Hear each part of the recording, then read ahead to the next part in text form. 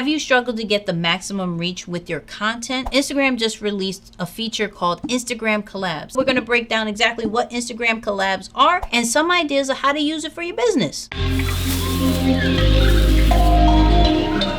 Collabs is a way to co-author Instagram Reels and post and have it on 2 profiles, not only on my profile, but whoever I'm collaborating with to get the maximum reach on it. In order to get access to Collabs, the only way you can do this is use your mobile device. This only works for new posts. You cannot go back to your old posts, hit edit, and try to invite new people. This only works for new posts. So when you're getting ready to post your reel or your feed post, you're going to hit that tag people. When you go to tag people, you're going to see invite collaborator. Look up the person you want to collaborate with. You don't need to be following them. You hit their name and hit post. This is now going to take your post and put them right into their DMs, and in which they get invited to actually put it in their Instagram feed. They can accept it or they deny it, but they should accept it. You get the same amount of likes, you get the same amount of analytics, shares, engagement, all on one post. This leads me to, why should we even use Collabs in the first place? First reason is the easiest way to reshare the content. Then you can share it right within Instagram. Another reason is proper crediting. You don't have to worry about tagging this person, having the right username anymore. It's right there in the co-authoring. Another reason is transparency. This allows your followers to know everybody who's involved with your content, which allows them to build trust for the brand. And of course,